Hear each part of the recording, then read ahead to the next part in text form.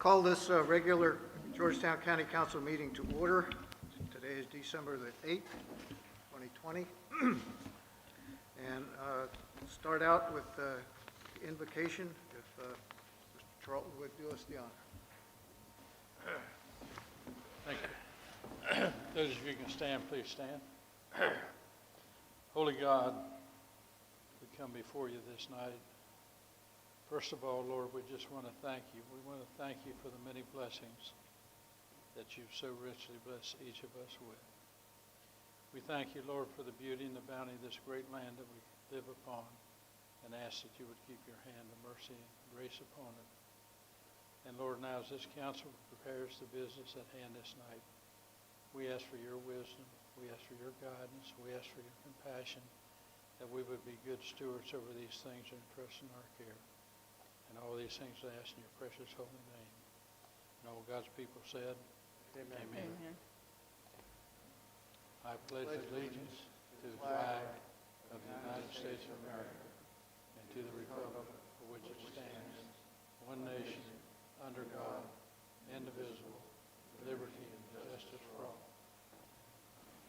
Thank you.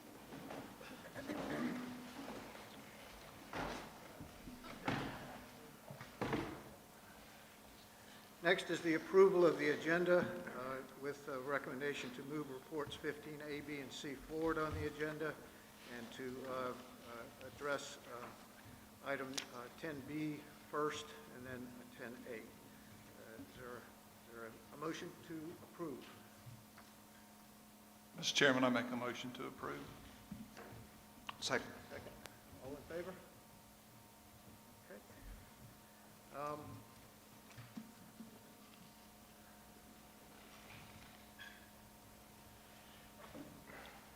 At each council meeting, we set aside 30 minutes for public comment. Teresa, has anyone signed up to speak? Mr. Chairman, yes, we do have 10 speakers signed up tonight, and we will allot 4 minutes to each speaker.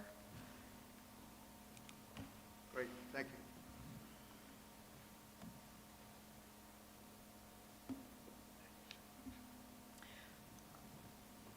If at all possible, if we could do report 15A Okay, first. all right, We let's have do some that first. school-age children Okay, with us tonight. thank you.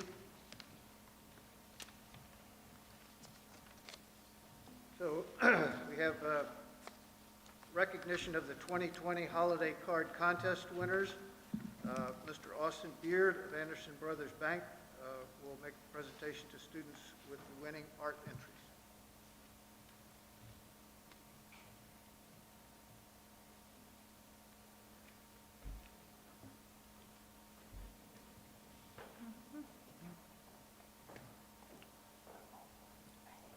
Unaccustomed as you are to speaking in public. Good. This is always a very special time for Anderson Brothers Bank, and to me, this time of the year, we get to recognize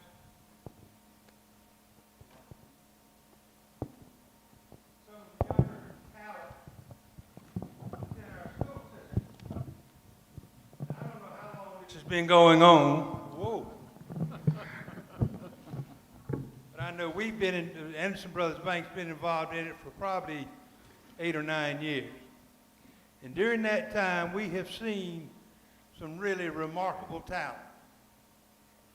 I am continuously amazed at how good these young people are, how their imagination comes to life with a holiday Christmas card. I've always said we don't ever know what's hanging on the refrigerator today may be in a museum tomorrow. So it is with a lot of pleasure that I would like to recognize the 3 top choices for this year's holiday card that will be sent out by Georgetown County. And I'm going to assume that our winners are sitting in this area here. And I will ask that if you will, as I call your name, if you and your parent or your teacher will come forward and we'll make a little presentation to you.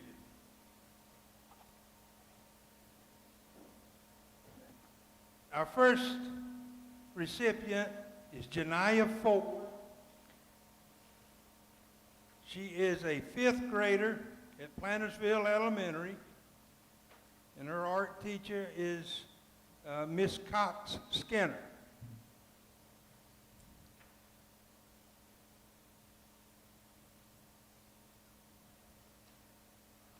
Have we got her card up? Yeah, we did, yeah.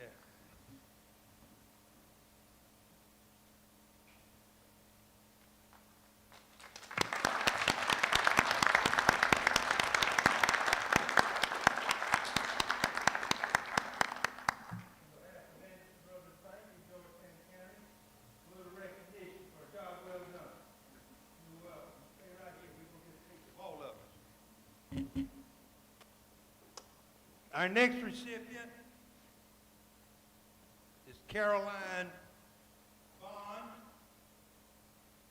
14. She's a 9th grader at Waccamaw High School. Her art teacher is Mr. Peterman.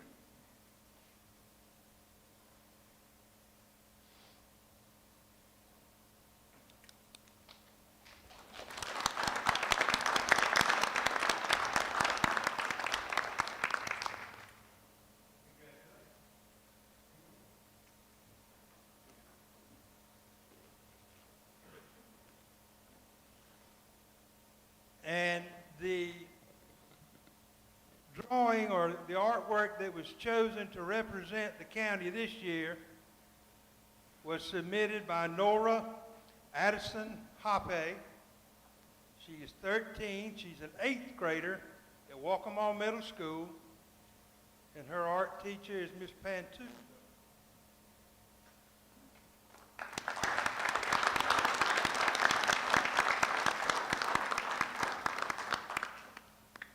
For you that don't know, that's Santa going over Pawleys Island Creek.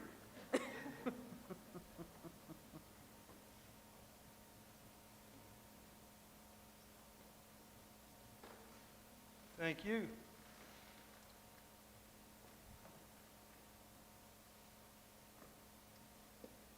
We all done?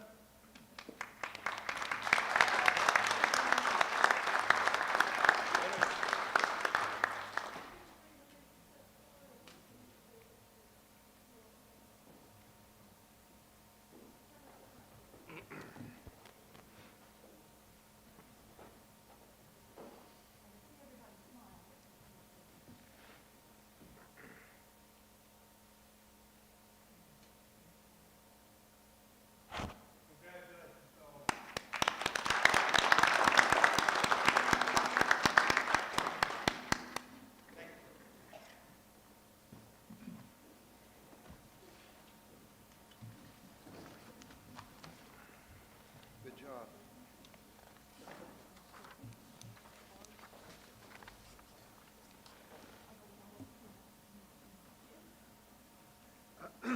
Next, we have the Accommodations Tax Advisory Committee recommendations, be presented by the Interim County Finance Director, Harris Langston.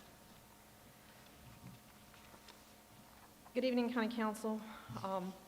This is the Accommodations Tax Advisory Committee recommendations. The committee met on October 29th to hear the presentations for applications, and they met again on November 12th to review those applications and make their recommendations. There was a total of $989,761 available to award, and they awarded the entire amount, and it's shown on the spreadsheet that was attached to your agenda item. All the applicants that requested advance funding were approved for funding. So if you have any questions about any of the particulars, I'll try to answer them. Otherwise, we just ask that you Any questions accept from their our council recommendations. for Ms. Langston?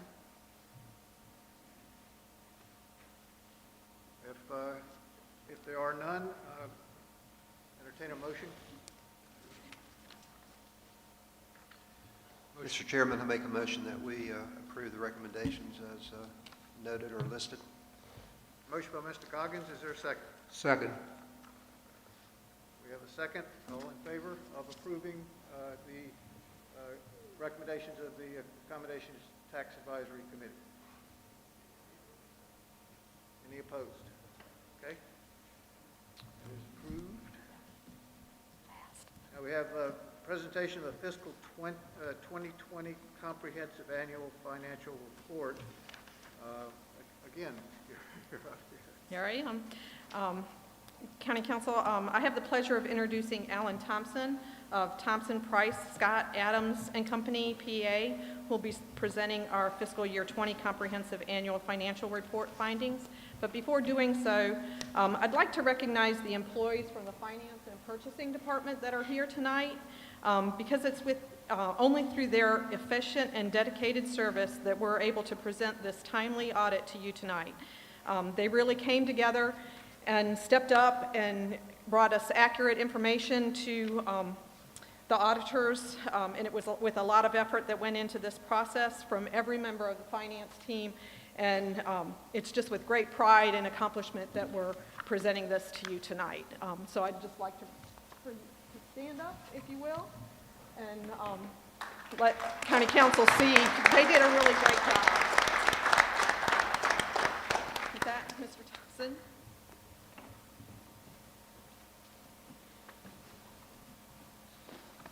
Good evening. Thank you for allowing our firm to do the audit report. In front of you, you should have a small black binder. It's a presentation summary. Hopefully, it'll make it a lot more efficient than flipping through the audit report. And if you'd be kind enough to flip over to page 1, there's a couple things I need to read, some headlines just to say I did it. The main thing you do hire us for is to issue an opinion on the financial statements as a whole. We did issue a quote-unquote unmodified report, which is a good report, clean report. On page 1, first item, there were no significant audit findings. Second, no difficulties in performing the audit. No uncorrected misstatements on page 2. No disagreements with management. Management did provide us with a representation letter dated December 1st. We're unaware that management consulted with any outside accountants, auditors, etc. There were no other findings or issues. Really good job by your finance staff. We really appreciate all the cooperation, etc. If you'd be kind enough to flip over to page 4.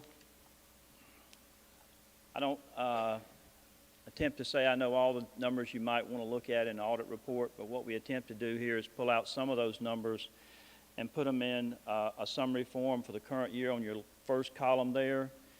And just so it has some context, we put the 4 prior years' numbers just to the right, so you can see if there's any trend information, and it also gives context, so we're not just saying fund balance is $11,662,000. You know what it was for the previous 4 years. You get a feel for it.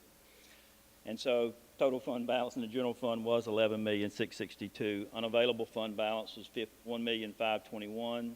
Committed and assigned is $140,000. The total general fund expenditures was $32,408,000. And a percentage that we always follow as a kind of a strength of where the fund balance is in the general fund is fund balance available as a percentage of general fund is 31.29%. And then the next set of numbers is revenues over and under expenses before transfers and contributions.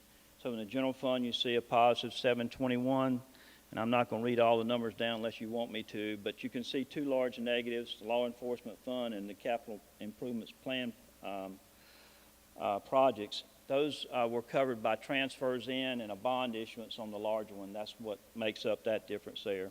You see the depreciation expense in environmental services and the stormwater drainage. And then you see cash and accumulated depreciation and utility funds there. The cash and fund balances, you see the general fund cash at $9.686 million, and then you see the cash by fund there. I'm going to chart out some of these numbers for you in just a second. Total fund balance again in general fund $11,662,000.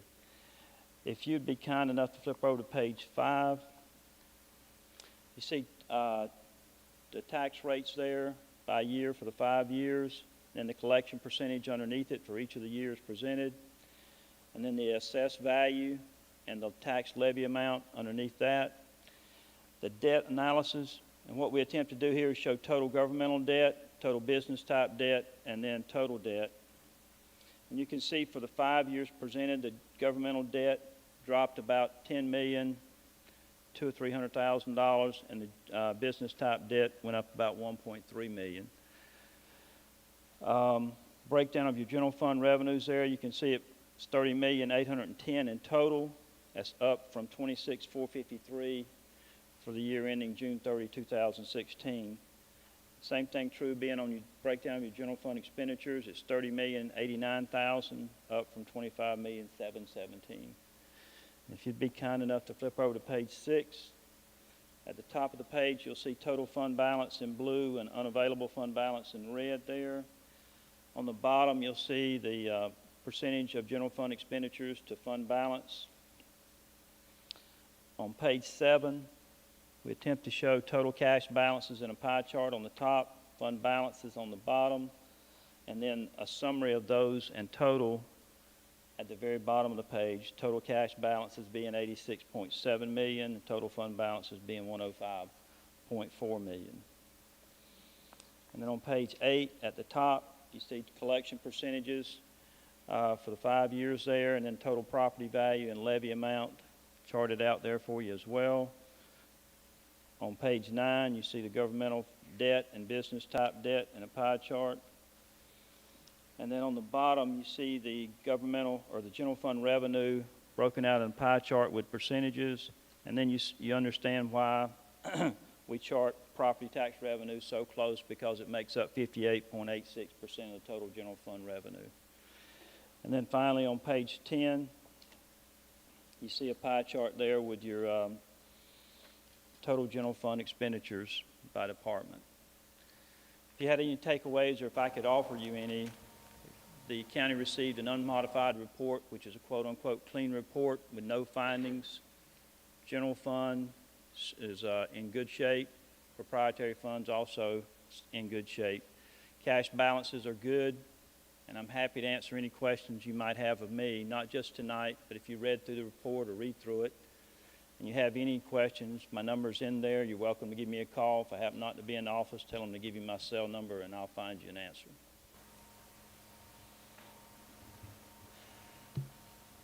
Thank you very much.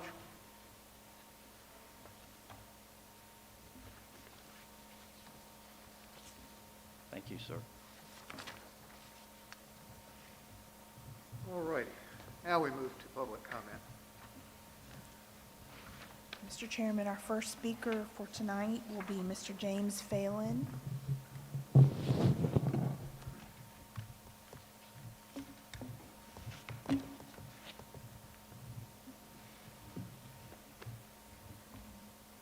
James Phelan.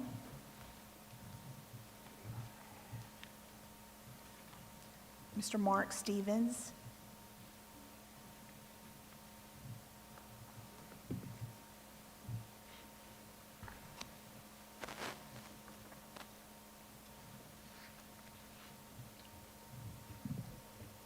Good evening, Council. Mark Stevens. I'm the Director of Tourism Development for the Georgetown County Chamber of Commerce, and with me is Beth Stedman, you all know, the CEO of the Chamber of Commerce. We just wanted to thank you for your support over the years for tourism here, and we know how important it is, and we wanted to, we talked to, of course, the Accommodations Committee, and we had a good year for tourism here, despite the pandemic, where a lot of our accommodations partners actually had record-setting months. Again, despite the pandemic, because of what we've done and how we've promoted Georgetown County over the years as a safe place, as a pristine place, as a nature-oriented, family-oriented place. So a lot of people felt safe coming here, even during the pandemic, because they could rent private homes and private condos, and that was a big support for us in tourism. And in fact, Georgetown County, out of all the sort of the major areas, Georgetown County and Beaufort County were the only ones that were doing well and exceeding numbers from the past, and we were pleased with that. And Beth has a report she wanted to talk to you about, just real briefly, about how tourism affects everybody in our county.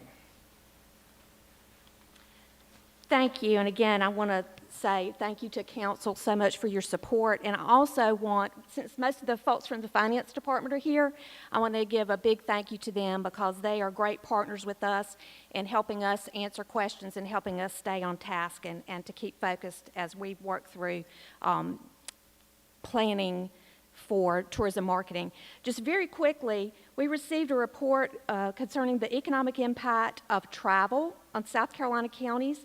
This is from 2019, and according to this study, Georgetown County tourists in 2019 spending equaled over $380 million and generated over $39 million in combined state and local taxes.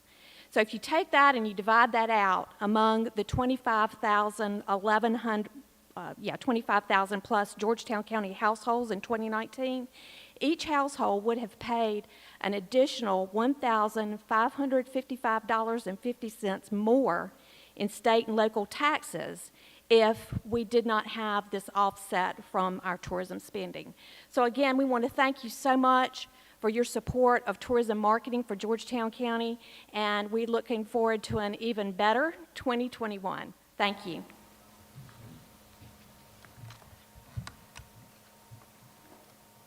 Art Murphy.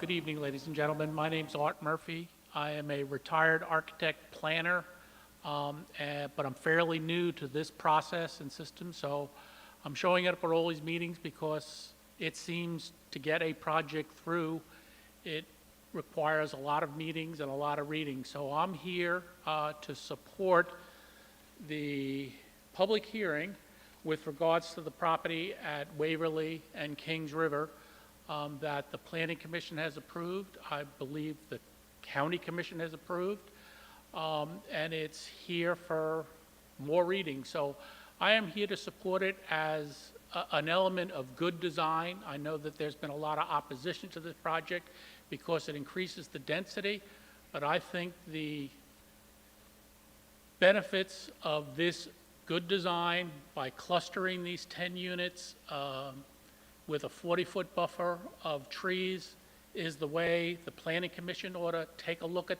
projects like this, and I am in full support of it. And if you want an example of what I feel is bad design, take a look at the Beaumont property that is off of Kings River Road and Google map that site, and it was nothing but trees, and now it's nothing but dirt. And these are big, I think, single-family 1-acre lots. The houses have been pushed way front. There's a few trees left, but going to have big backyards with not a tree to be seen. I think that that was zoned that way, and the developer came in and did what he wanted to do, and there was nothing to stop them. So, again, I think a project like Waverly and Kings River shows good design, and I fully endorse Mr. Goggins' statement about the project lying lightly on the site.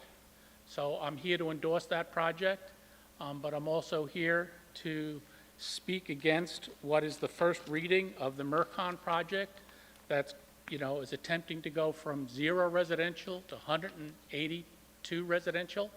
And I think if you tried to do that on Route 17, the Georgetown police would pull you over because that's way too much, way too fast, and I think it's an inappropriate use of the land. It was roundly disapproved by the Planning Commission. Again, this is where I'm not sure what the process is. This is going to get its first reading, and I am in complete opposition to it. I'm not against residential, but I think someone ought to be looking at what is the proper use of that land. If it's not 160,000 square feet of commercial and industrial, maybe it's not 182 residential units. It's 15 acres of land. If you did quarter-acre lots, that would give you 60 houses. If you did third-acre lots, that would give you 45 houses. If you did half-acre lots, you'd get 30 houses.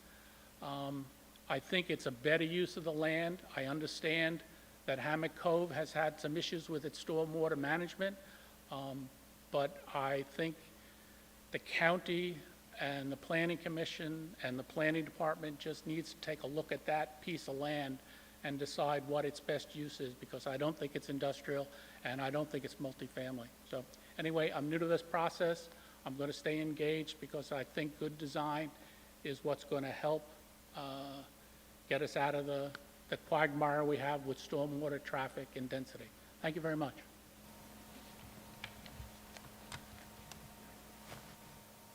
Dan Stacy. Chair, members of council, I know this is first reading for agenda item 12C, and it is generally title only, but we are here in case you had a question, and we look forward to seeing you next month to talk about the merits. Thank you.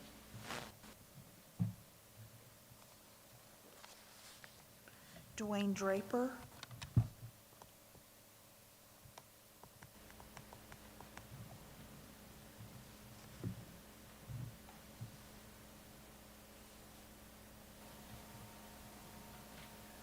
Good evening. I probably don't look like a Dwayne because I'm not. I apologize. Mr. Draper fell ill this evening, and I was asked to come in his place to read his remarks he had prepared for County Council tonight. My name is Amy Jones. I live in North Litchfield. This is my first time appearing before you. Thank you for your time.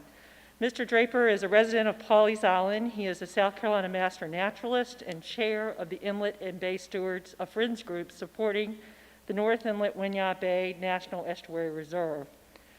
These are his comments. Can you guys hear me okay? I'm sorry, I'm really determined to leave my mask on. Okay, these are his comments. I'd like to express some concerns regarding stormwater runoff and management practices, inundation from flash flooding, and the effects of sea level rise in relation to tidal river basins. Water level rise alone is showing a rapid acceleration in the southeastern United States. Dr. Till Hannenbooth, Associate Professor of the Coastal Geosystems Research Lab, Department of Marine Science at Coastal Carolina University, and a member of the South Carolina Floodwater Commission, has shown in his research that since 1898, sea level rise in Georgetown County has been 21.6 inches, while in Charleston, only 15.3 inches. According to the U.S. Geological Survey, water level rise globally since 1998 has been about 3 inches, while locally in the Waccamaw River, as measured at Hagley Landing, water level rise has been 15 inches over the same period of time. That's 5 times the amount globally. This data would indicate that we have a number of local effects that have control over the absolute water level in our region. Dr. Hannenbooth has suggested a fully quantitative mid to long-term study to accurately assess local causes, allowing us to act in a more sustainable and resilient way in regard to our regional development planning.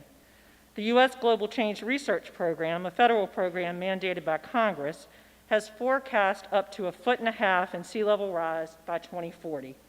The Intergovernmental Panel on Climate Change states that southeastern coastal states are likely to experience a much greater rate of sea level rise than other areas around the globe.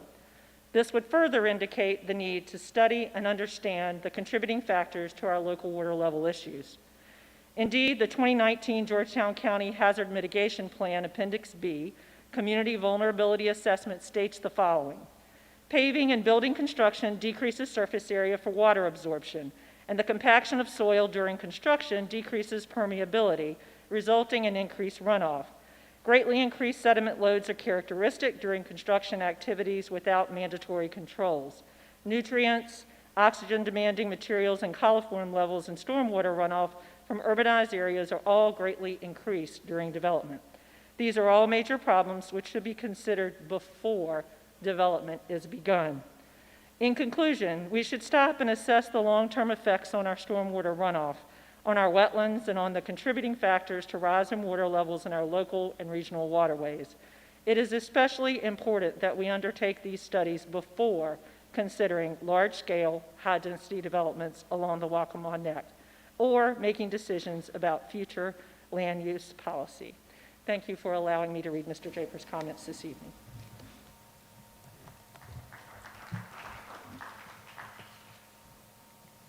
Mary Beth Klein.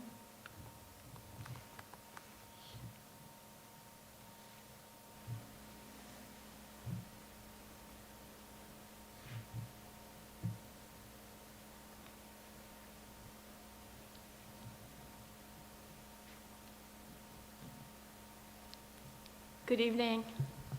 My name is Mary Beth Klein. I live in Pawleys Island. Not my first time up here. I'd like to follow up on the remarks by Mr. Wayne Draper that were so eloquently delivered by Amy Jones. As you know, we at Keep It Green have been escalating the flooding issues in the lower neck for more than a year and have been urging deeper analysis. The first pass at the data is terrifying, and I hope that the results of the studies by Dr. Till Hannibeth and his research team are as unnerving to you as they are to me. The water level rise in Georgetown County is 5 times faster than the global rise. Our rise is the worst in the state, 50% higher than Charleston. Not only is our water level rising, but now we know that our ground is sinking, further increasing our risk of flooding.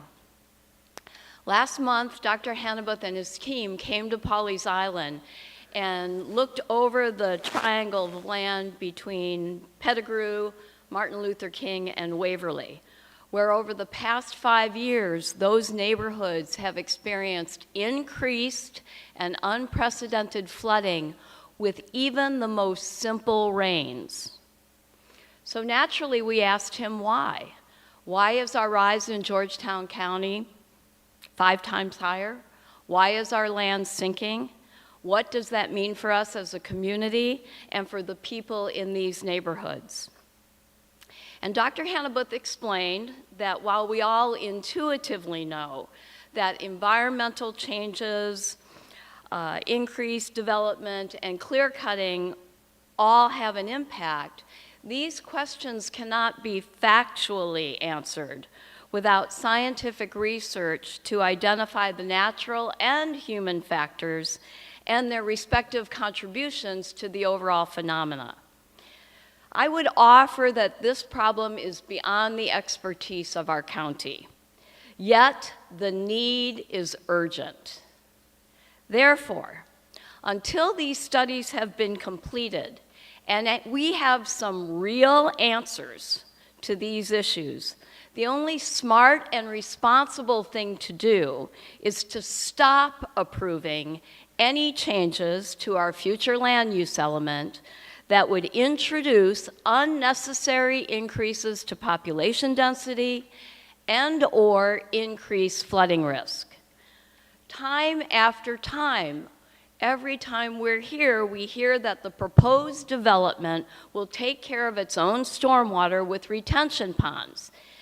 And yet, this is clearly not working. If it was working, the people of Woodville Circle, Hammock Cove, and Pettigrew would not be experiencing the flooding that they are experiencing with simple rains. Dr. Hannibeth and his team are willing to conduct these additional studies, and he has offered to meet with you, our county council, and Ms. Christian to discuss this in further detail. In the meantime, we implore you to not approve any zoning changes that increase density until these studies are completed. Please do not amend our future land use map to increase density. Not only is this a violation of our comprehensive land use plan, it has dire consequences for the citizens of the neck. We now, all of us collectively, have the benefit of this warning. Our future, and that includes our future tourism revenues, depends upon what you, our county council elected officials, are going to do about it. Please vote to deny the amendment to the map and the Gilmore zoning change request. And please make a motion to begin these studies immediately. Thank you for your service.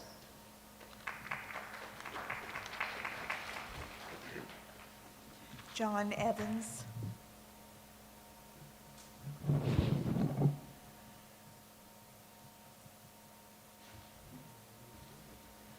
Good evening. My name is John Evans, and I appreciate the time to speak to you. I've spoken here before, and again, I'm here to stand in opposition to what you just listened to Mary Beth speak about. I've spoken several times about the flooding. I live in 172 Woodville Circle, directly across from the proposed Waverly project and downstream from the Pettigrew and Hammock Cove projects. I've sent pictures to show the rains that, and the developments and the rains that I get and the flooding that I get after or minor rains. We've seen what's happening on Martin Luther in the last 5 years. We drove around with Dr. Hannabeth, and when he drove back to Hammock Cove with me and he looked at the elevation of the retention ponds, he just giggled. He said, that's not going to work. And what I've said from the beginning here is we're not against development. What we're for is making sure that the infrastructure is ready for the changes that are coming. This isn't a race. We know development is coming, and we're not against it. We just want it done correctly and safely to protect not only my home, my neighborhood's home, but the people who live here now, to not put people underwater and lives at risk during major events. There's a few articles that I've read from your articles. In Article 1, Section 4, Item 2 is to promote the wise distribution and development in order to avoid congestion and overcrowding. And Item 11, to assure compatible development in areas subject to flooding and other detrimental influences, natural or man-made. And we just ask that you look at those things and apply those to these situations. These things can get built. The developments, which it is a good design to go for the 10 units, but it could also be done with 6 with that same design. Save the trees, but have 6 units without increasing density.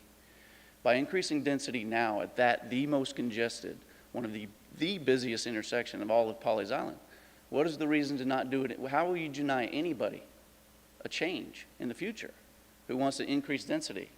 What would be your criteria to deny if you can do it there? Anywhere else, what's going to stop it? I just don't see how approving this one doesn't set it up for anybody who wants to change. How do you deny somebody in the future? Because they would say, how did you allow it here and you're not allowing me? So again, I ask that you protect the people that are here. Do this slowly. Do the watershed studies and help us prepare for the growth that is coming. Thank you for your time.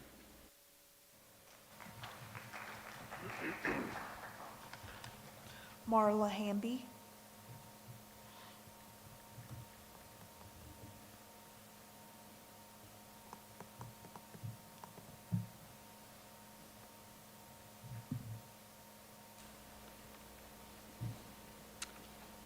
Good evening. Thank you for letting me speak.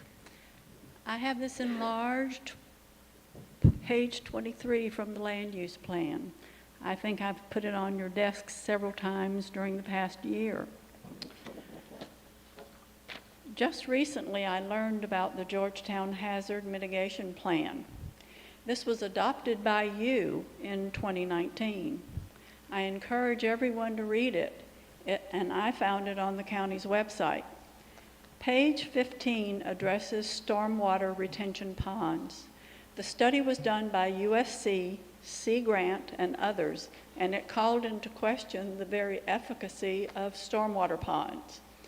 The county can no longer use retention ponds as their gold standard for approving multifamily and commercial construction in the hope that it will mitigate flooding beyond their boundaries. Rainfall and storm frequency in our area has increased. The reality is that there's more rain falling and more storms occurring. That says the old formulas and flow rates no longer apply. Obviously, many of the past approved retention ponds are failing to prevent flooding. Another fascinating book I just recently read was published by the United States Environmental Protection Agency. The name is Stormwater, Wet Pond, and Wetland Management Guidebook. I took the liberty of copying 3 pages, and Teresa, I believe, has put it on the desk before you. I asked the Planning Commission if they had an answer. They didn't. So I'm asking you, does the county have any follow-up that includes inspections and proof of maintenance on the approved retention ponds? Do we have annual or biannual county or DHEC inspections to make sure that they're being properly maintained? Never did I think that I would be so interested in how many gallons of water trees drink every day, by species actually, not to mention my newfound interest in water tables, soil types, their absorption rates, and runoff rates. Another question I have is who decides a developer can clear cut? Is that not you and our building department? Do you not have the right to say, no, you cannot cut down all the trees and clear cut to build? I believe that 4 single-family homes would be the best solution for the Gilmore property, because I don't believe the highway department would allow driveways so close to the highway intersection that's so busy. Page 23, which I have right here, of the current land use plan, has very plain language about density on the Waccamaw Neck. Nowhere does it say it's a suggestion or a guideline. It is time to follow the land use plan. I'm requesting that you do the right thing and pay attention to your own documents and not approve higher density zoning change on the zoning map. It would possibly set a precedent should another property diagonally across on the corner would ever come before you asking for a similar change. I'm not asking for myself only, but for the thousands of residents in the area that have made it quite clear that they oppose this zoning change. Please do not be swayed by the county councilman in District 6. He absolutely does not represent the majority of his constituents. He represents himself, builders, developers, and landowners wanting to get a zoning change to increase their profit at the expense of the tax-paying public he is supposed to represent. I'm asking you to do the right thing and vote no on both of these requests before you. Thank you.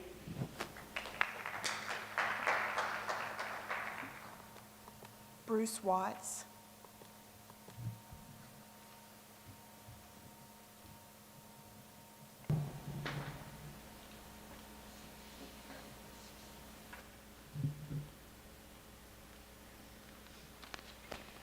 Good evening, Council. I'd like to make this very brief and go over just a few points. This is the 6th presentation I've done because of overlapping times. I've been in here a few more times than what I would normally be in, but thank you again for allowing me to be here. Of the 3 acres, or the 3 spaces, the 3 acres of space we have there, 2 of those will be open, undisturbed space. We've got a 40-foot buffer all the way around it. We're leaving 83 to 87 trees. We're putting in 40 more trees. Trees drink. I think that was just mentioned in the last one. Going to stormwater, trees are drinking this water. That's the whole reason we're leaving that, to have a natural look, to help our stormwater. As far as our stormwater, this property has been portrayed as one of the problems on Waverly and Pettigrew and Martin Luther. This property doesn't have a draining problem as of right now. It is a high ground.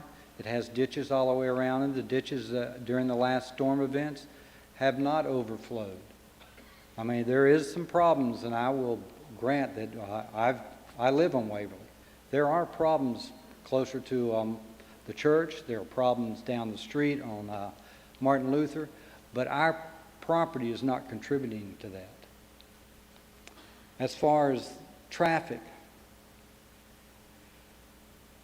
by the national DOT calculations, we're not increasing the traffic one bit. They're saying it's 60 trips per day. if you had 6 single-family. If you had 10 duplexes, or 5 duplexes, 10 units, it's 60 trips a day. I think our project really speaks for itself. I mean, we are actually trying to do a quality project, keep it green, and handle our stormwater. You know, we realize that we will have to design, and we plan to design a stormwater system that keeps our property, all the water on our property, to post-development and versus pre-development. But as of right now, I don't think we have a problem of it flowing off of our property, and we have to design it how to keep it on our property. But thank you. You've allowed me to be up here quite a few times. It's kind of like being in The Voice. You know, you keep getting ruled out and ruled out. So I'm thanking you for allowing me to be back up here. Thanks.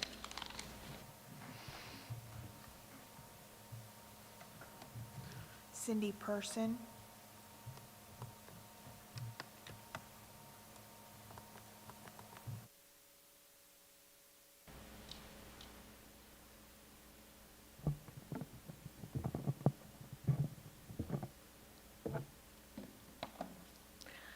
Good evening.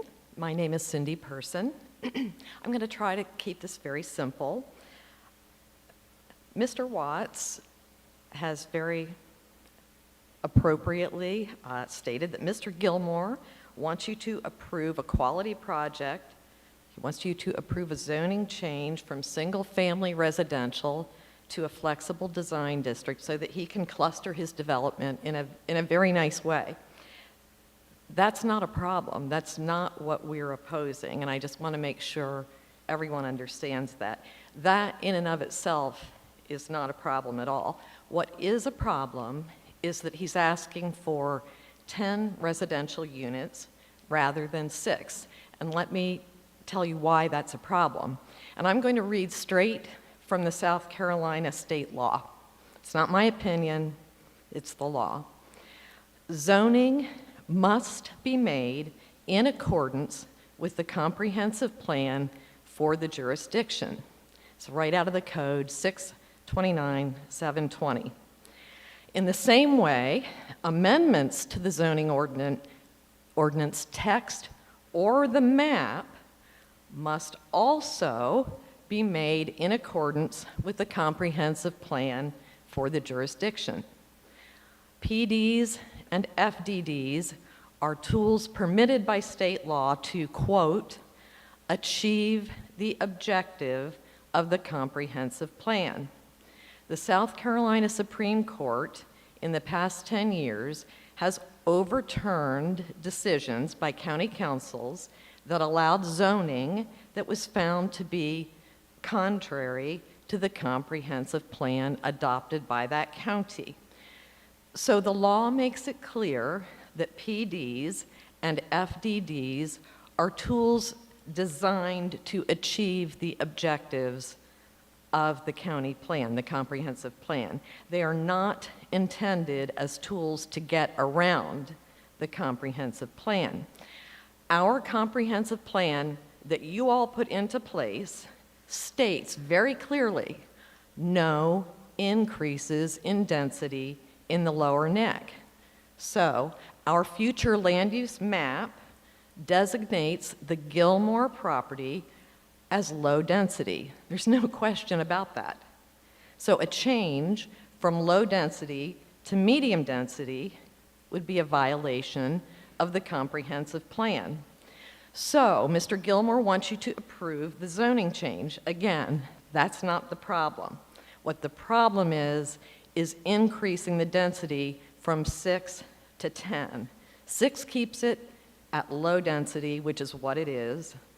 10 takes it to medium density, which violates the comprehensive plan. You may say, well, it's just 4 more units. That's not that much. And that is a seductive argument, but it's not valid because while 4 units may not seem like a lot in a vacuum, it's 2/3 or 67% higher than our comprehensive plan allows. That is substantial. And the cumulative effect of this, it's not a vacuum. The cumulative effect is why the lower neck has the problems it has. And that's why that language is in the comprehensive plan. It's there to protect against this. So the bottom line is the amendment that's requested to the future land use map would be a violation of our comprehensive plan, and under the state law, you don't have the authority to do that, to violate your own plan. That's an appealable issue. There are parties withstanding to appeal, prepared to appeal. I don't want that, you don't want that, nobody in this room wants that, I'm sure. And it doesn't have to be that way. Please just follow the law. There's no reason to go out on a limb. Keep this a low-density property as our plan mandates. It's a risk-free solution, and if the developer wants to build his very nice plan within the confines of the law, he can do that. There's nothing stopping him, but that's 6 units. Thank you.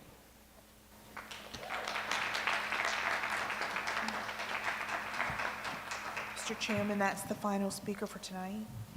Thank you.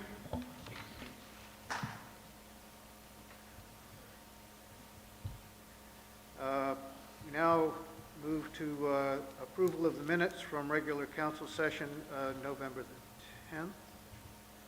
Is there a motion to approve? The motion we approve, Mr. Chairman.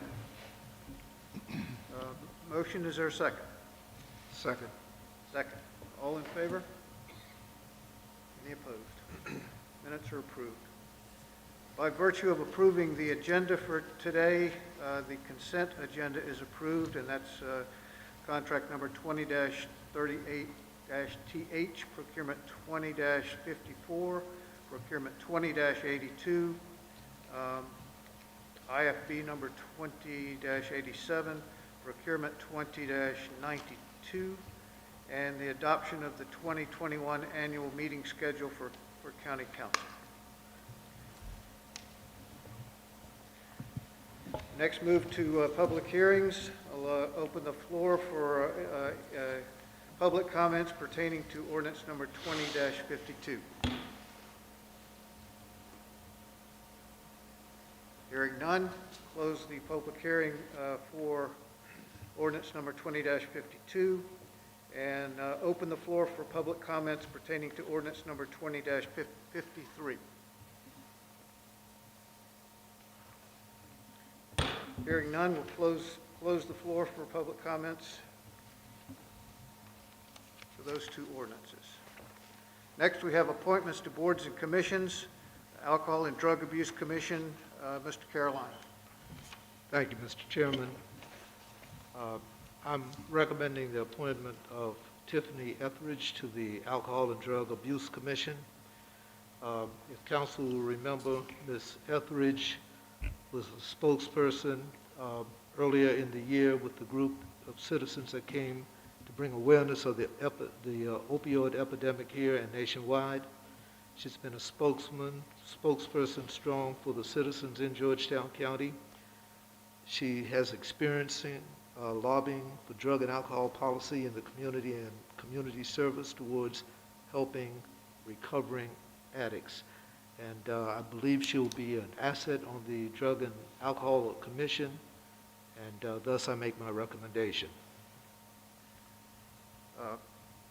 Motion by Councilmember Carolina to appoint Tiffany Eldridge to the Alcohol and Drug Abuse Commission. Is there a second?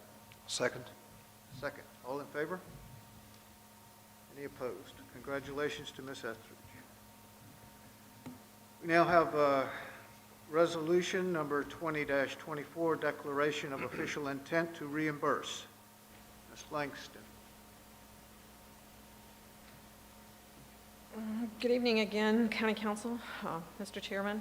This is a resolution that's necessary for our lease purchasing finance of the capital equipment replacement plan that'll happen later this year. And so we just ask that you go ahead and approve this resolution so that we don't have any problem getting that funding. Any questions from council? Entertain a motion to adopt resolution number 20-24.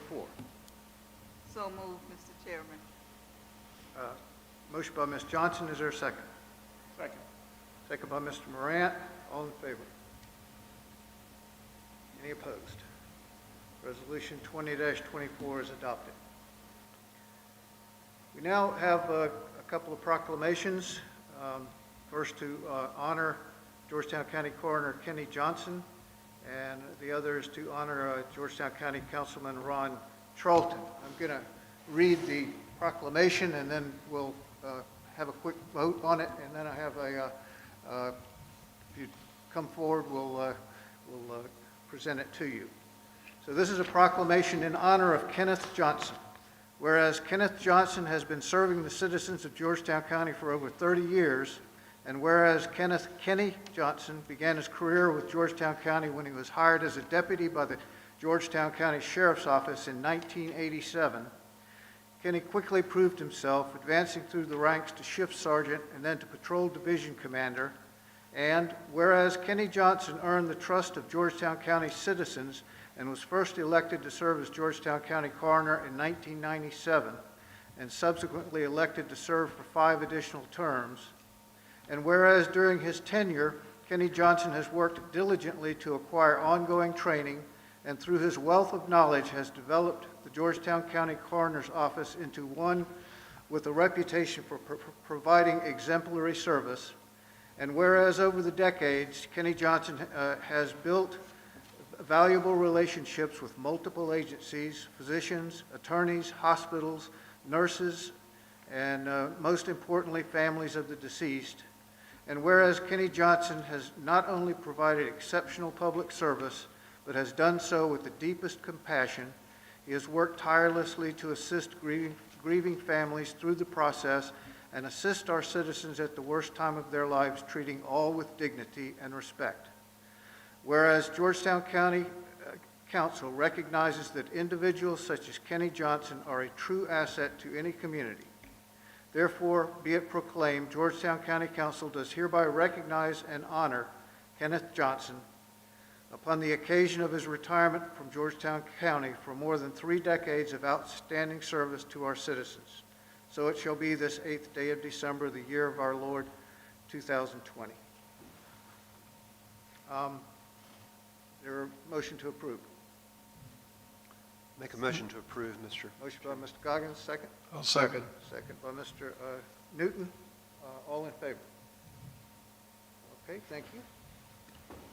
Mr. Johnson.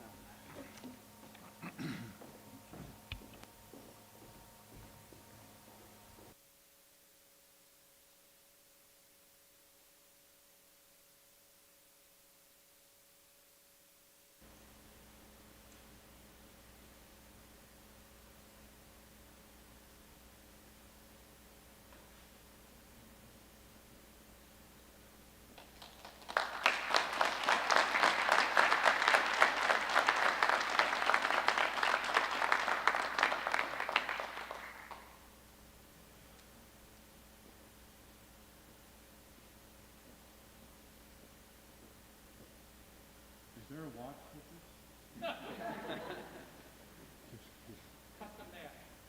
Thank you.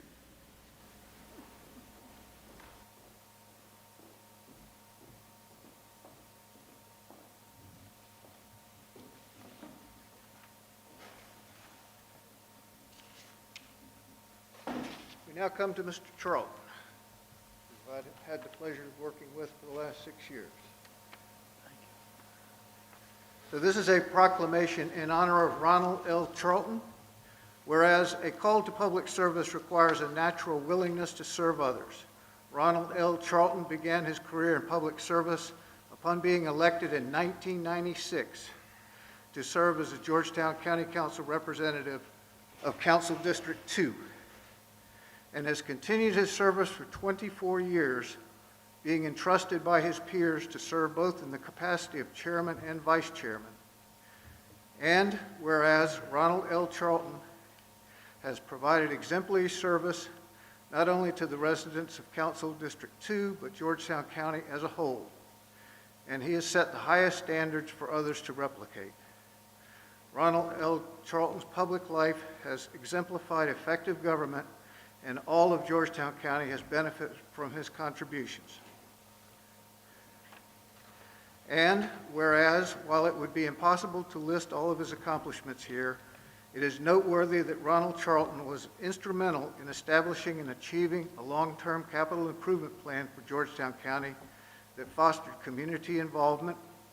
Over many decades, the plan initiated growth in all areas of government within Georgetown County, as well as the addition of services and enhancement of others offered by Georgetown County.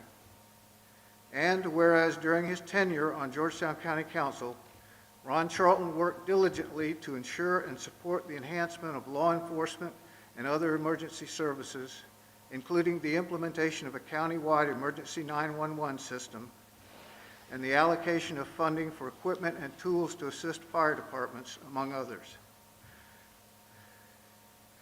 Whereas Ronald L. Charlton's leadership contributed to the establishment of multiple state-of-the-art regional parks throughout Georgetown County, expansion of the Georgetown County library system to include the construction of 3 new library facilities, construction of Georgetown County state-of-the-art judicial complex, a cutting-edge terminal building at the Georgetown County Airport, the Carroll Ashmore Campbell Marine Complex, and the addition of numerous county fire and EMS facilities throughout Georgetown County.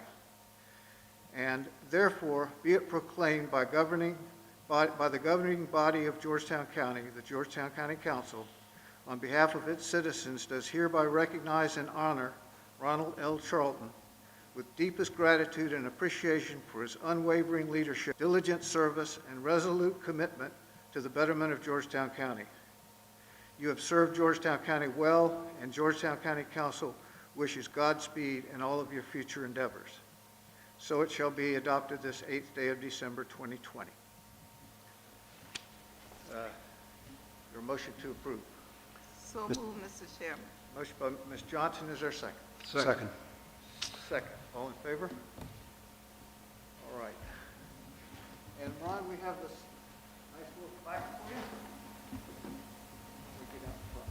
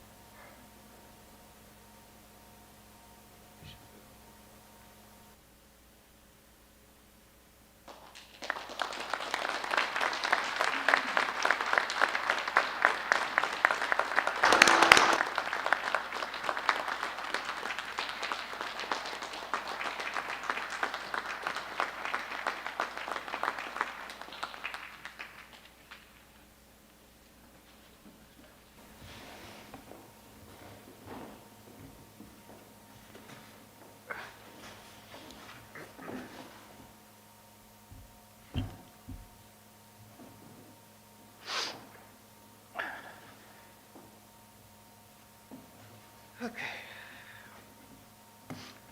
We now move to third reading of ordinances. We'll start with ordinance number 20-53, an amendment to the future land use map to redesignate a parcel on Waverly Road and Kings River Road. Mr. Chairman, may I sorry. have a second? Yes.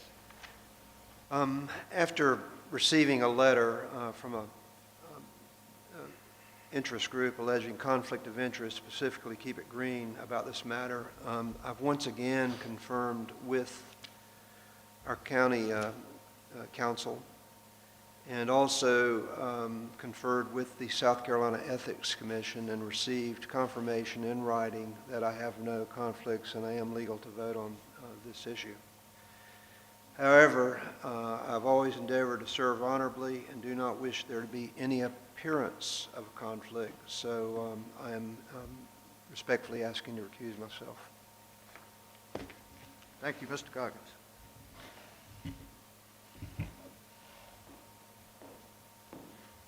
Ms. Richardson, This is on the future land use map ordinance. Yes, sir. Mr. Chairman, if you're agreeable, I'll go ahead and talk about both of those ordinances together at the same time. I know we do need to vote on the future land use map ordinance first. Yeah, why don't we just do that one?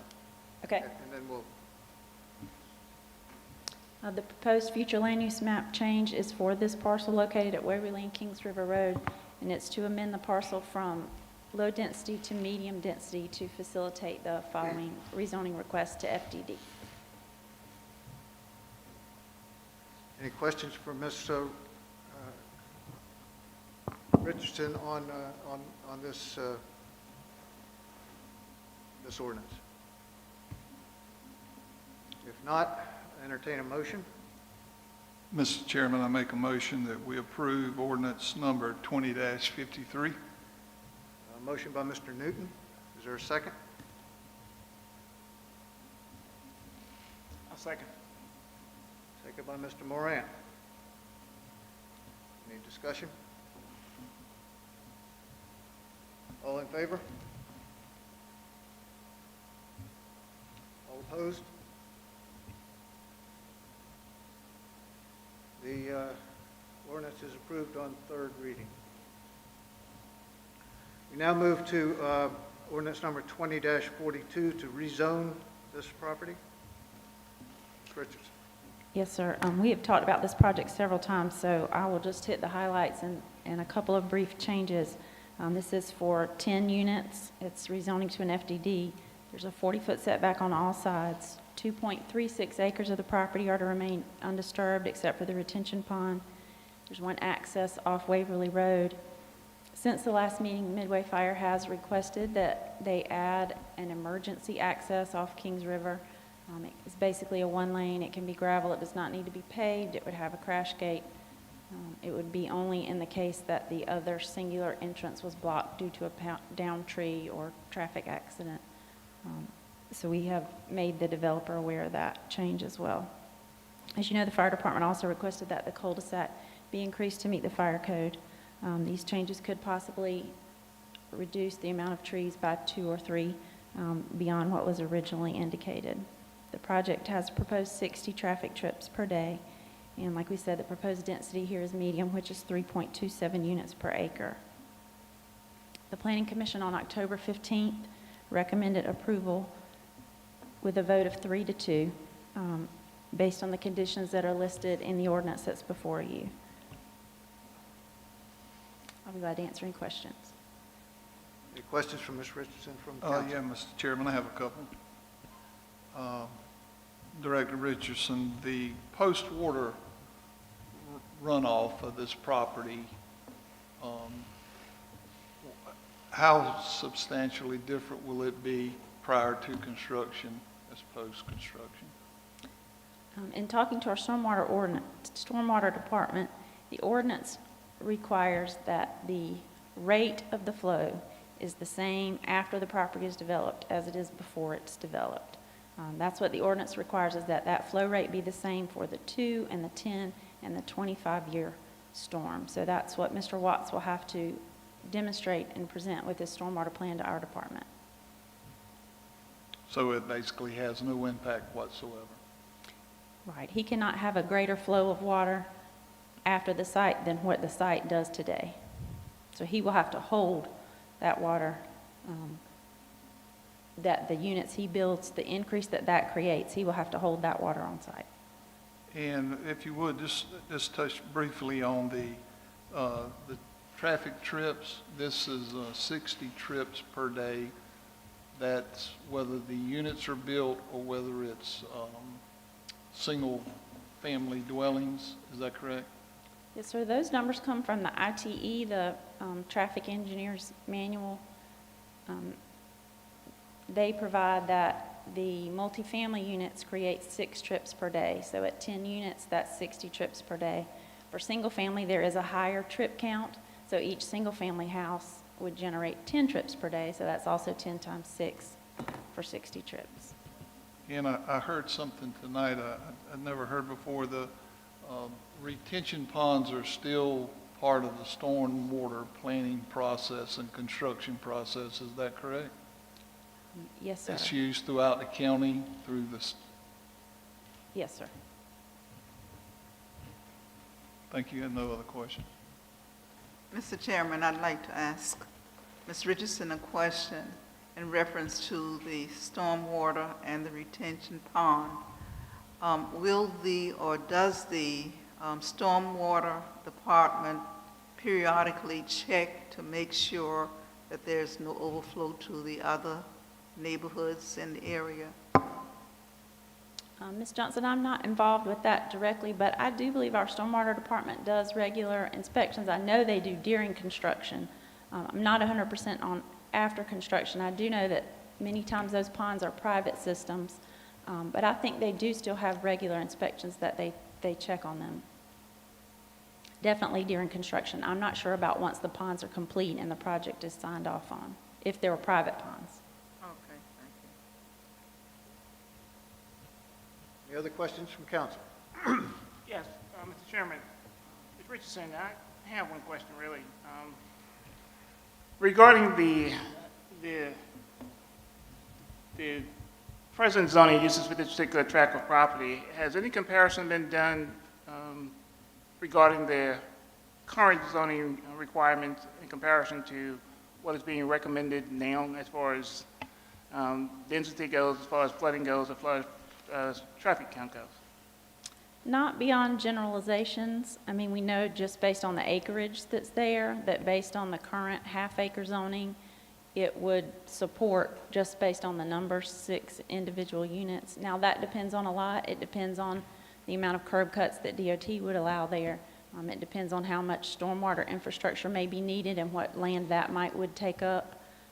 So I don't think anyone has shown a plan for a definitive plan for the 6 individual units. We have made some general comparisons. And what was the result of the general comparisons again, as far as the 6 single-family units to what is being proposed now? Well, things like the traffic trips, like we said, would be the same. It is expected that the 6 single-family units would require the removal of more trees based on their placement. Based on each one would have a separate driveway. Each one could potentially have a separate garage, accessory building. That's why we brought out the fact that the units were going to be clustered at one end and could potentially keep a segment of the property undisturbed and save more trees. Thank you, Ms. Richardson. Yes, sir.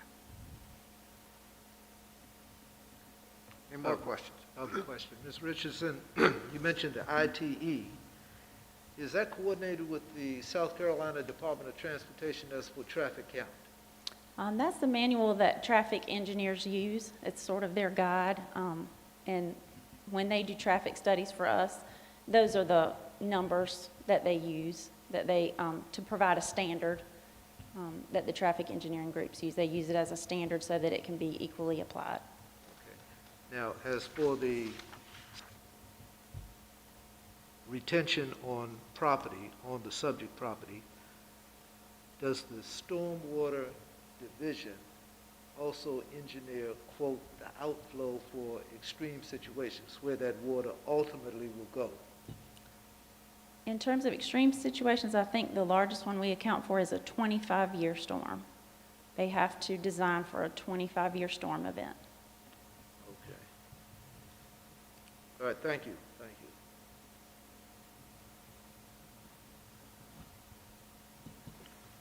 Okay, is there a motion on ordinance number 20-42?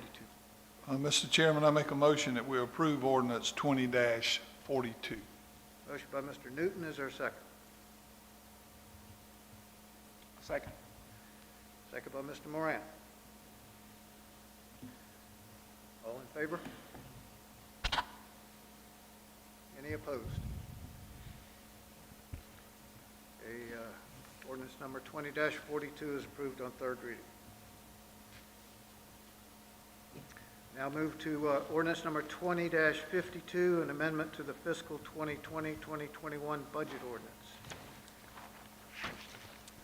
You're getting some mic time today. Yeah, I am.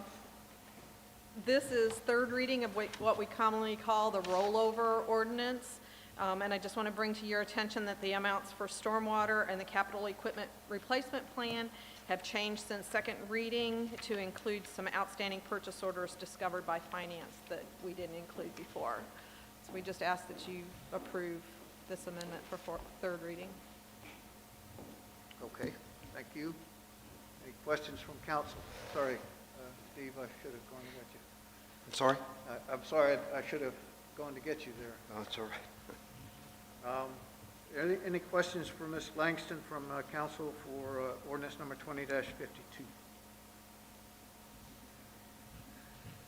that case, is there a motion?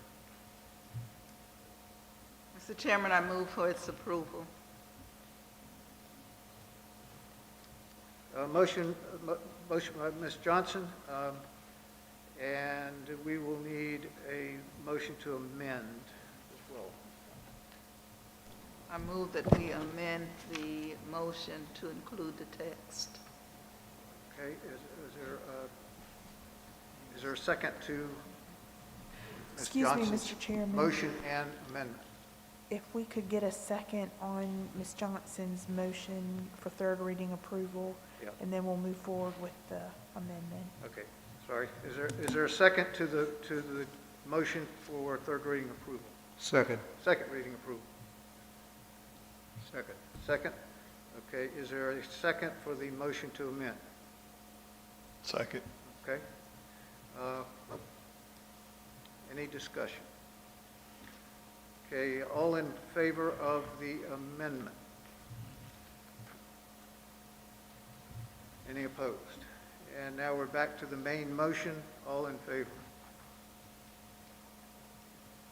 The ordinance is approved on third reading.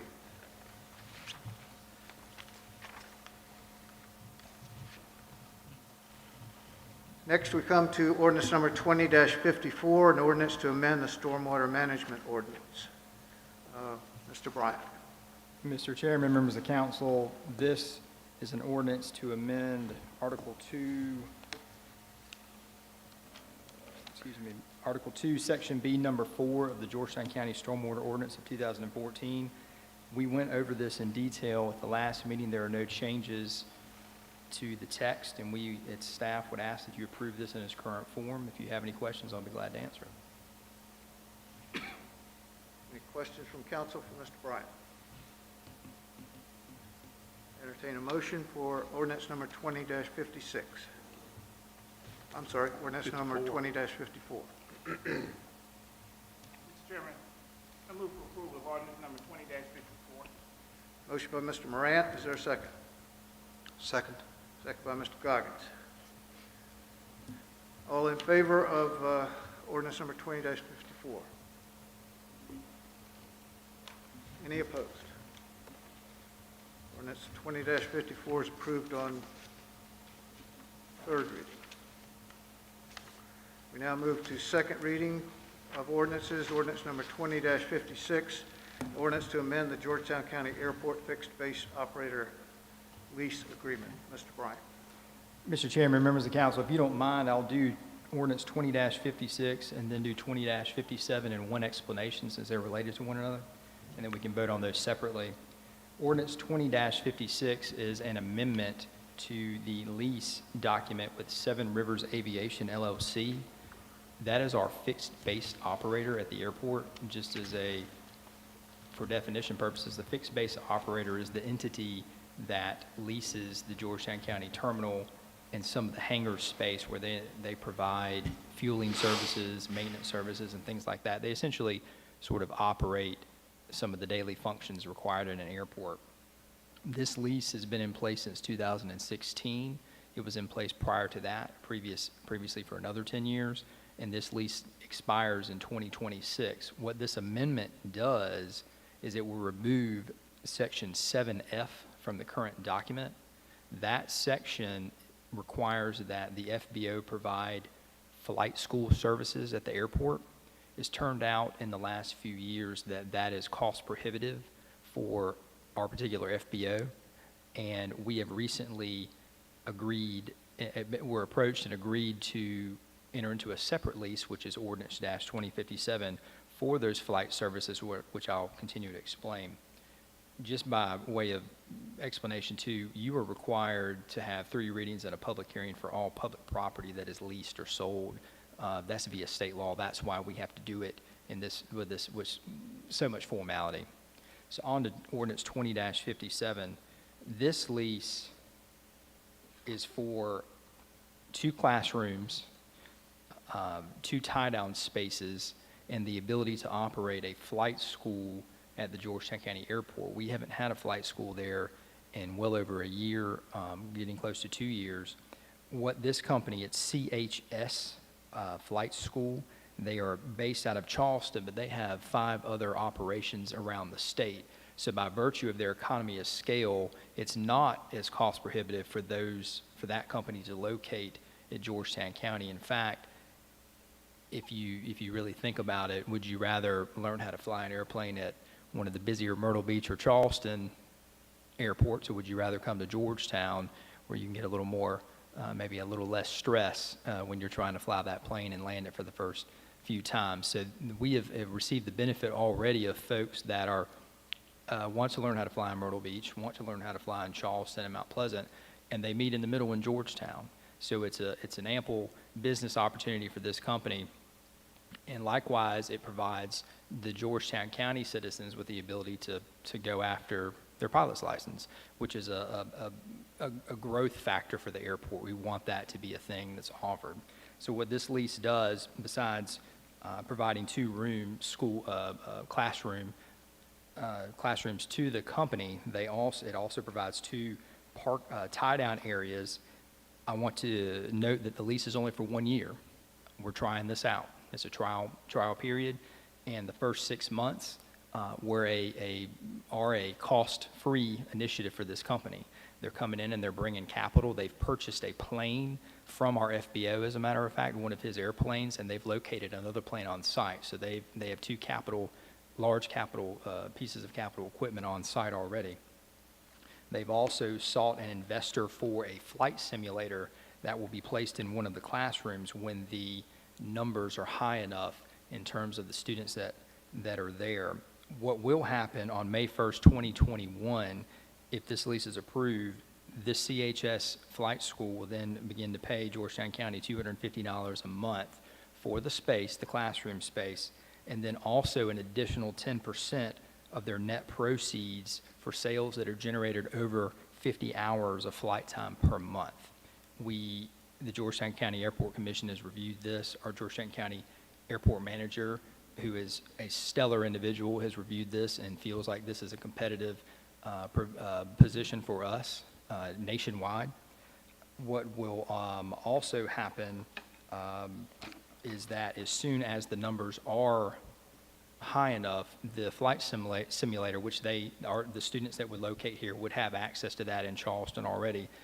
If the numbers get high enough, that flight simulation machine, which is a significantly large capital investment, would be located in Georgetown County, which is a phenomenal piece of equipment, by the way.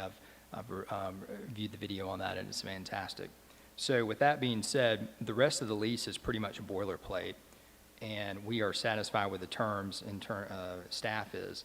So what would need to happen is Ordinance 20-56 would approve to remove the section from the current FBO's lease requiring a flight school, and then Ordinance 20-57, upon your approval, will then authorize the lease to the successor entity for the flight school, CHS Flight School, and we will go on from there. So I'll be glad to answer any questions. Any questions for Mr. Bryant? In that case, entertain a motion for ordinance number 20-56. Mr. Chairman, I make a motion we approve ordinance 20-56 to amend the Georgetown County Airport operation lease agreement. Motion by Mr. Newton. Is there a second? Second. Second by Mr. Charlton. All in favor? Any opposed? 20-56 is approved on second reading, and we move to 20-57. Is there a motion for 20-57? Mr. Chairman, I make a motion county agree to the lease agreement with CHS Flight School for the utilization of the airport facilities. Motion by Mr. Carolina, is there a second? Second. Second by Mr. Goggins. All in favor? Any opposed? Ordinance 20-57 is approved on second reading. We now move to ordinance number 20-58, an ordinance to establish a policy and fee schedule related to on-site emergency services during private and events. Mr. Ellis. Yes, sir. Good evening, Chairman Thomas, members of council.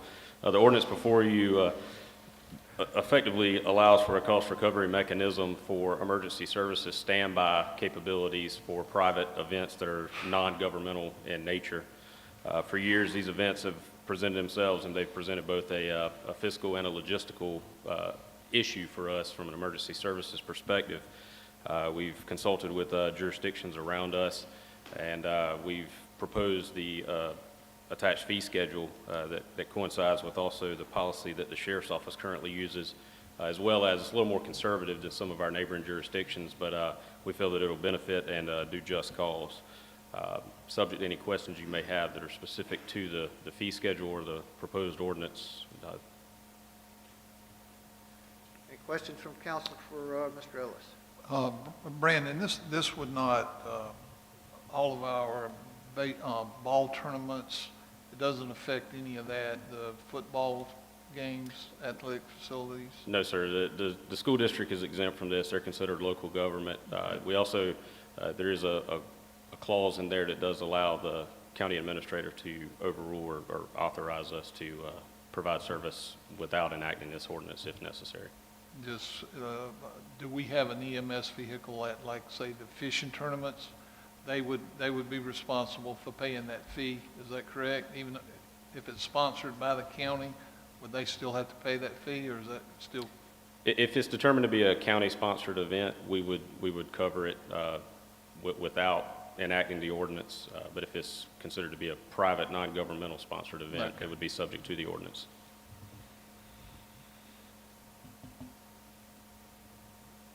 Okay. Entertain a motion for ordinance number 20-58. Chairman, move for approval of ordinance number 20-58. Motion by Mr. Morant, is there a second? Second.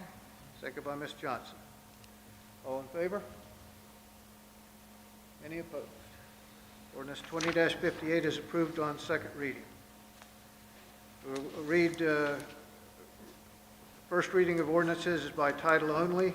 We'll read it into the record. Ordinance number 20-59, ordinance number 20-60, and ordinance number 20-61. And finally, we get to emergency ordinance number 20-62. Mr. Bryant.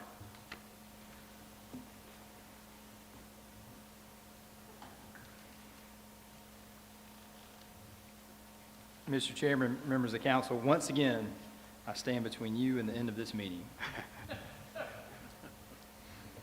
So with that being said, let's talk about emergency ordinance 20-62. This is our COVID-19 state of emergency ordinance. I am not sure which iteration this is at this point, but we have had quite a few of these. This essentially extends what you have already put into place back in late October, or was it November? Real quick on the numbers, Georgetown County has experienced a total of 2,772 positive cases, resulting in 67 deaths. The state of South Carolina has experienced 217,487 positive cases, resulting in 4,381 deaths. Worldwide, there's been close to a little over 64 million COVID-19 cases. I want to point out also that the Center for Disease Control states and continues to state that COVID-19 is transmitted predominantly by respiratory droplets generated when people cough, sneeze, sing, talk, or breathes, and recommends the community use masks, non-valved multi-layer cloth masks, to reduce emission of virus-laden droplets and to further reduce the inhalation of these droplets by the citizens. So with that being said, this ordinance has two sections, Section A and Section B. Section A is a declaration of a state of emergency. It is a recapitulation of what we have gone over before. It modifies business hours. It allows certain parks and other facilities to be closed. It allows the use of electronic communication, procurement, and other items like that. Section B is the face covering portion of the ordinance. It has not changed since the last few iterations of that. So all persons above the age of 10 entering a food service establishment, grocery store, retail store, or pharmacy are required to wear a cloth mask. Those with health conditions are exempt, and those with religious beliefs that are adverse to a face covering are also exempt. Both of these, Section A and Section B in this ordinance, will be valid upon your 2/3 majority vote approval tonight till January 26, 2021. Again, these emergency ordinances are good for 60 days, and the way the numbers play out, December 8th until the next meeting, that will be when you will hear it again at a regularly scheduled meeting. And it would be effective as of today. I will be glad to answer any questions if you have any. Otherwise, staff wholeheartedly endorses and approves this version of the ordinance. Any questions from council for Mr. Bryant? Entertain a motion for emergency ordinance number 20-62.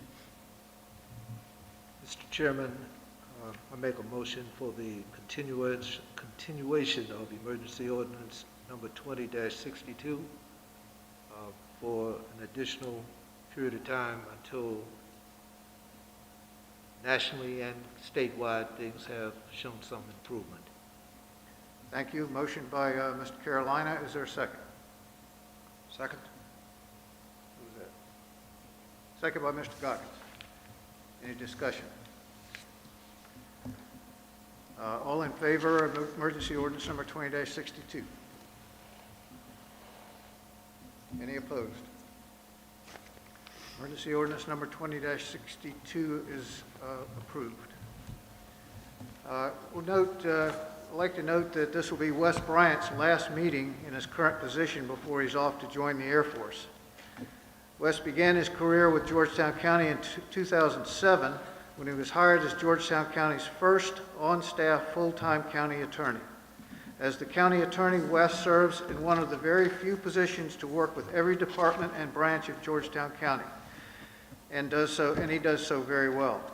This is one reason Wes was a natural choice to be named Deputy County Administrator earlier this year. Georgetown County has grown quite a bit since Wes came on board. He's been instrumental in navigating us through those many changes. Notably, when Wes came on board with the county as a young single 20-something, and now we're sending him off into the world now with his wife and 4 children. Wes, we wish you the best of all in all regards, and as we say in the Navy, we wish you fair winds and following seas. Thank you very much. Thank y'all. I've enjoyed almost every bit of it. But I'd say 99.9% of it. So thank you very much, everyone. Your motion to adjourn. Mr. Chairman, before we adjourn, may I Sure. say one thing? Sure. You know, this is our last meeting this year, so it's been a trying year for everyone. The new normal, or whatever you want to call it. Well, I'd like to bring attention to 2 ladies that make our life so much easier, and that is Miss Ollie and Miss Teresa. Without them 2, we would be so confused and discombobulated up here, we could not even function.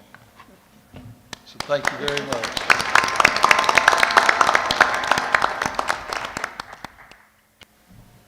Thank you, Mr. Newton. Motion to adjourn? So moved. We are adjourned.